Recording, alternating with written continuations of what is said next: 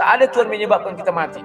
Sejak dari Taman Eden, manusia mati karena iblis, tidak ada yang lain. Ya, oke, sudah datang si Ais Blue dulu ya. Ini suaranya double, matikan dulu satu. Apanya dia? Memang Eko dari lainnya itu. Oh. Iya kan? Oh gitu. Mantul ke aku. Coba. YouTube-nya matikan. YouTube-nya matikan. Udah. Enggak aku nyalain emang. Udah kan? Nah, ini silakan. Aku nih apa nih, Le?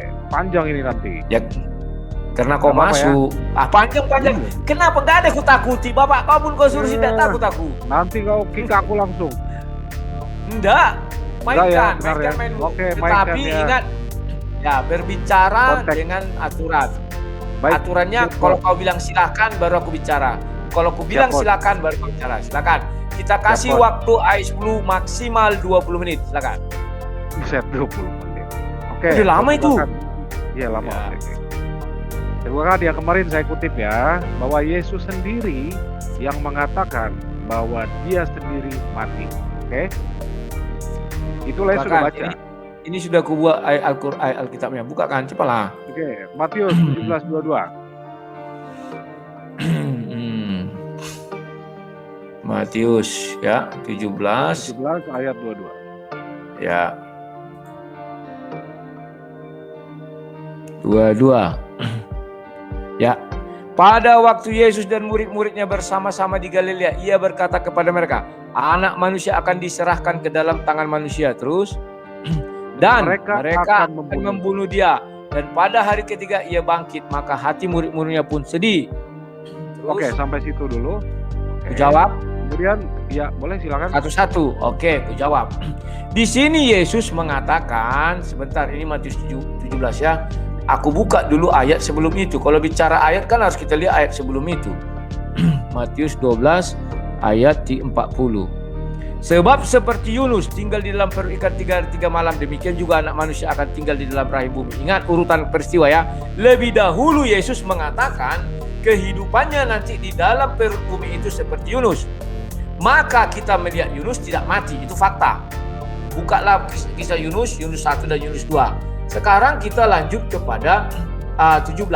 Karena Yesus sudah menjelaskan dia di dalam perut bumi tidak mati, maka Yesus pun harus bercerita kepada murid-muridnya dari sisi luar kubur. Tidak bisa lagi dipakai dari sisi dalam kubur. Karena di dalam kubur Yesus tidak mati seperti Yunus. Maka Yesus mulailah menjelaskan kepada murid-muridnya. Dibuat di sini bahwa pada waktu murid bersama dengan berkata kepada Anak Manusia akan diserahkan ke dalam tangan manusia dan mereka akan membunuh dia. Apakah Yesus mati karena terbunuh?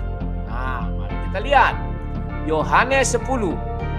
Begitu melihatnya, Yohanes 10 ayat 17. Jangan mentah begitu dong. Karena Yesus menjelaskan dua arah. Ayat 18. Tidak seorang pun mengambilnya daripadaku. Nyawa Yesus tidak seorang pun mengambilnya daripada Yesus. Andai kata benar secara letterlet Yesus mati dibunuh, artinya ada yang mengambil nyawanya. Siapa? Yang membuat kita mati adalah iblis. Itu jelas. Kematian pertama di Taman Eden karena iblis. Ayub pun dijelaskan, jangan kau sentuh nyawanya iblis, silakan kau cobai dia. Oke? Kemudian Yohanes 10 ayat 18 gugur karena sudah ada yang mengambil nyawanya. Siapa? Tentara Romawi. Tetapi faktanya Yesus mengatakan tidak seorang pun mengambilnya daripadaku. Artinya tombak nuklir atau apa tidak bisa mematikan Yesus. Andai kata nuklir di rudal Yesus tidak mati Yesus. Tetapi dia menyerahkan nyawanya, maka dia dikatakan mati. Di luar kubur orang melihat mati, dan saya tetap mengatakan Yesus mati. Tidak pernah saya katakan Yesus tidak mati. Di luar kubur itu adalah daging Yesus. Setelah di dalam kubur kita nggak tahu apa yang terjadi. Apakah di situ jadi lantas daging itu menjadi roh atau roh masuk lagi, kita nggak tahu. Tetapi Yesus sebelum kejadian itu, Matius 12 lebih dulu daripada Matius 17, mengatakan seperti Yunus. Selesai. Oke, lanjut ayat yang kedua. Jangan balik lagi, ayat kedua langsung. Nggak boleh di counter kali itu. Jangan dulu, ayat kedua langsung. Kan banyak kali ayatmu, biar sampai 20 menit. itu sama, sebenarnya hampir sama. Yunus Oke, tadi, silakan. sebenarnya Yesus menceritakan 3 harinya, bukan perkara dia itu masih hidup atau tidak. 3 hari di dalam perut bumi, Yunus di dalam 3 hari dalam perut ikan. Perumpamannya seperti itu. Itu apple to apple, bukan kisahnya dia tidak mati. Karena begini, Sudah aku jawab. iman Kristen, sebentar, iman Kristen itu kalau Yesus tidak mati berarti penebusan itu gagal total. Yesus berdusta. Itu loh. Sudah aku jawab. Oke, silakan. Oke. Kita buka lagi ayat ini. Ya, ini nak berdiskusi kawan. Sebab seperti Yunus tinggal di dalam perut ikan 3 hari 3 malam. Kalau si Ais belum mengatakan ayat ini hanya bercerita 3 hari 3 malam, tidak akan dilanjutkan. Demikian juga anak manusia tinggal di dalam rahim bumi 3 hari 3 malam. Untuk apa dijelaskan mengenai hari? Artinya Yesus ingin menyamakan apple to apple katanya. Maka bagaimana Yunus di dalam perut ikan 3 hari, begitu Yesus di dalam perut bumi 3 hari. Tidak hanya menggambarkan hari, apa gunanya hari?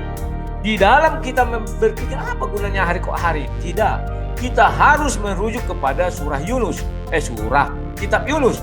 Di Yunus dikatakan ketika dia dibuang dari kapal itu, dia ditelan ikan, di dalam perut ikan itu dia bagaimana? Dia tidak mati, berdoa malah. Dan dia menceritakan kisahnya di dalam perut ikan kepada orang banyak. Bedanya dengan Yesus, sebelum terjadi, Yesus bercerita, nanti aku di dalam perut bumi seperti Yunus. Itu bedanya. Kalau Yunus setelah dimuntahkan baru bercerita, Yesus sebelum kejadian bercerita tentang bagaimana dia di perut ikan. Kemudian, gagal doa orang Kristen, Yesus mati menebus dosa manusia. Inilah kekeliruan yang selalu saya katakan. Kematian Yesus bukan menebus dosa manusia, tetapi untuk mengalahkan alam maut. Penebusan dosa itu oleh darah Yesus. Maka kemarin kalau nggak salah siapa, Scott kalau nggak salah bilang, ya ada di chatting aja, ya kalau nggak darah itu keluar dia pasti mati. Oh nggak juga, ya. Ada orang banyak keluar darah dia nggak mati, ya. Apalagi Yesus dipaku keluar darah, tangan, belum bagian vital. Ya, dikasih duri di kulit, belum vital.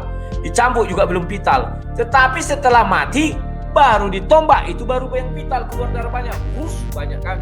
Nah, baca kitab suci, tidak satu ayat pun dikatakan kematian Yesus. Yesus berkata ya, kematianku untuk menebus, tidak, darahku sebagai penebusan dosa.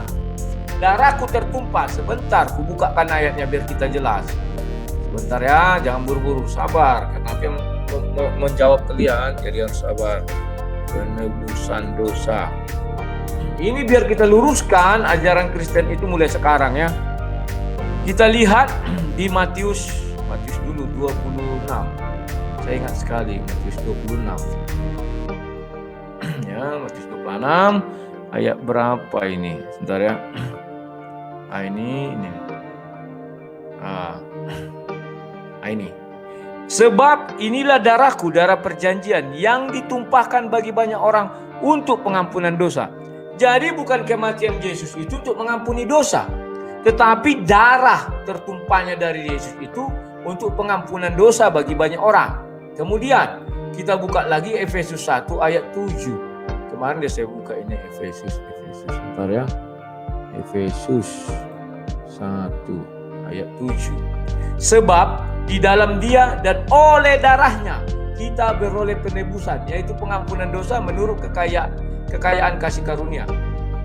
Jadi penebusan dosa itu untuk darah itu untuk penebusan dosa. Kematian bukan penebusan dosa, tetapi untuk mengalahkan alam maut, kalah alam maut, sehingga ada kebangkitan setelah kematian. Dulunya tidak ada orang berharap kebangkitan setelah kematian. Itulah sebabnya nabi-nabi dari zaman dahulu diselamatkan dengan apa? Nggak ada.